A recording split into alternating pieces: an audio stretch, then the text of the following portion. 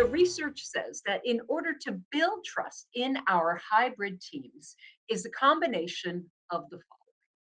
It is that we have the humility and the intellectual bravery to be curious, and we share our vulnerability. And this scaffolding effect of vulnerability, empowerment, vulnerability, empowerment, vulnerability, empowerment builds psychological safety in our teams. And I promise you, I know that some of us here have been able to build psychologically safe teams and are familiar with that concept. However, I want to offer you sort of the four stages in how that can be built in our hybrid teams. Our hybrid teams are here to stay. Wonderful workshop by Jillian, who just came from the World Economic Summit in Davos, where they are quoted as saying 40% of our jobs that exist in 2023 will no longer be here in 2030, 32, 33, I beg your pardon, in 10 years' time. If the futurists are correct, we are about to see more change in the next 10 years than we have had in the last 100. It is challenging to wrap our head around that. It is worthy of our time and attention and respect. And since hybrid is a reality, then our ability to gain an adaptability and to understand how we communicate and connect more effectively to build that trust is paramount. So, in order to build psychological safety, the concept of which was really popularized by Amy Edmondson, Novartis Chair of Harvard Business School, and from Google's massive Project Aristotle, where they did a massive internal investigation into their teaming, and they found that it was psychological safety that was the most important criteria in effective teams that built the trust was the most important thing. But how do we do that? What is this granular level? How do we build that? Well, let me tell you. The first thing that we need to do to build better trust in hybrid teams is to have culture of inclusion. And the work of Timothy Clark here, I mean, that is the first. Inclusion is the base where it it gives us the human need for belonging and authenticity, that we are a part of, that we are bringing our true self to that team. It satisfies that human need.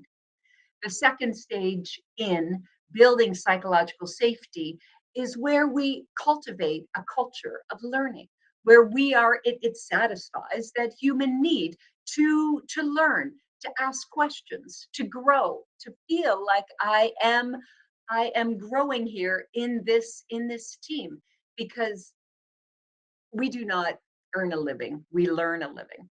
And we are doing so in a much more transparent way in our hybrid teams. So that vulnerability, empowerment, as we learn and grow, is part of building this psychological safety in hybrid teams. Great research coming out of Stanford around this part of psychological safety. The third is where we apply what we have learned. It's called where we get to contribute. It's where we actually start to feel like we matter, we are important, we feel confident in how we contribute to the teams. And then, importantly, the fourth dimension of building psychological safety in our hybrid teams is where we have the challenger, where we have built a culture that is okay for dissent, and we are able to challenge the status quo. Amy Edmondson speaks about candor over comfort. It is a culture not necessarily where we need to like everyone, but where we are able to respect and hear the other in such a way that we have a basis of trust, that ultimately it is more important to be candid than to be comfortable. We don't have time to be comfortable. In the human skill of adaptability, it is much more important to be candid. So, how do we do that? how do we build this type of, we can understand where we need to feel included, and that we have a learning culture, and that our contribution means something, and that we are a part of that, and that we are able to now have the confidence to challenge our hybrid teams. How do we do that? Let me tell you. The research shows, and in my creative agency, we have drilled this down into, interestingly, 5 different listening styles.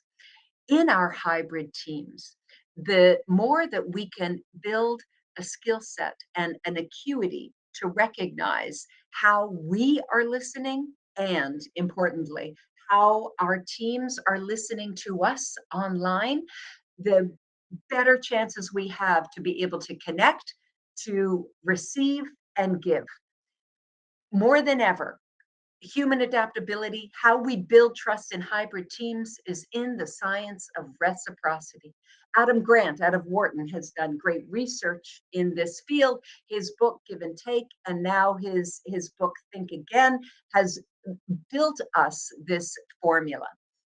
My agency talks about 5 listening styles. And so as we go around, um, put in the chat if you have had the experience of building this, or if you have the experience of listening to another person who might have had this style. The first style is the distracted listener. Right? We know what this kind of feels like, what this looks like, what this, we know where we have had this experience of either listening, being distracted, or know that the individual that we're speaking to is distracted. When we are having this experience, what we need to bring into the fold is attention. Attention. If you are speaking with someone in your hybrid team and you know that he or she is distracted, employ the tactic of silence. It is a very effective tool to bring attention, you know? And for heaven's sake, so often the meetings that we call online have the people who come to us in our Teams meeting or Zoom meeting have just come from another meeting. And it is entirely understandable and reasonable that they are distracted. So there are some tactical improv, teaming, gaming, not brainstorming, but game storming tactics that we can use that bring us together. The second listening style is the butt in. And we know the butt in, that individual who on a Teams call or in a hybrid team thinks he or she knows where we're going, and then as soon as he does, they're ready to jump in. Ugh, difficult individual to work with and to build the trust when this happens. What we need to bring into the conversation when we are dealing with a listener as a butt in, or if we feel that we have been a butt in sometimes, is patience. Patience. And it is a cognitive effort on my part to be able to do this. I task myself mentally, he's almost finished, almost finished, almost finished. And I will challenge myself not to butt. What we need when we listen or are listening to the butt in, the interrupter, is patience. The third listening style is the brains, what I like to call the brains. This is the type of listening style where we are giving ourselves a story. We will, Patty, for instance, let's say I have a listening style of being a brain, and Patty has just changed our coffee meeting from, instead of Tuesday at 2 o'clock, to Friday at 4 p.m. So I might give myself, why might that be? What rationalization or justification am I giving? And I tell you, when we know that we are listening and we are giving ourselves a whole backstory as to why things are, it can lead to fragmented trust, and our teams hurt as a result. So, what we need when we listen as a brain, or we know that another person is giving herself or himself a whole backstory, in their listening style. What we need to bring into the conversation is clarity. Clarity.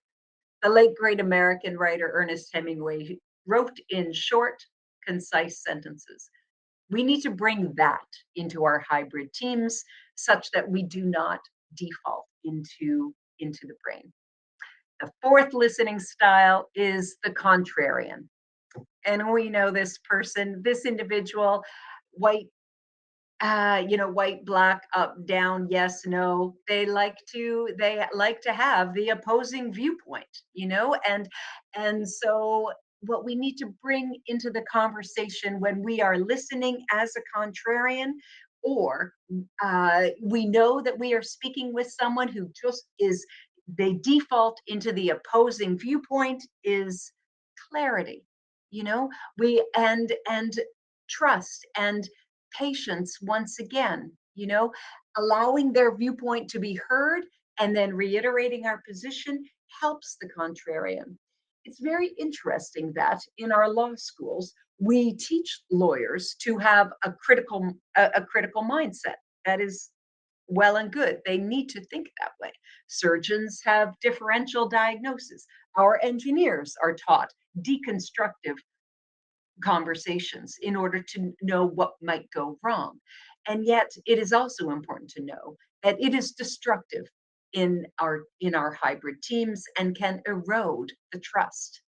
The contrarians are difficult because they do not allow us to connect as well as we need to. Finally, the last listening style that we can identify either in ourselves or in each other is called the counsel. And the counsel is that type of listener whereby the sagacious, the wise, coming from experience, we will offer a solution, and because we have had that experience before. Understandably, this is seen as sort of a generous position. It's really common in engineering where, the seasoned veteran engineer, he or she offers their opinion and their solution without allowing the team to figure it out for themselves. This erodes trust. It is often, again, seen, it is seen as altruistic, and I guarantee you it is not. If we find ourselves wanting to offer a solution to our teams without allowing them their autonomy and their effort and their creative solution, problem solving to it, I tell you, it is a disservice. And so, what we need to bring into that conversation when we understand that we are listening in that style, or we know that others are that way, is trust. Trust us. It goes a long way to building trust in and psychological safety in our hybrid teams.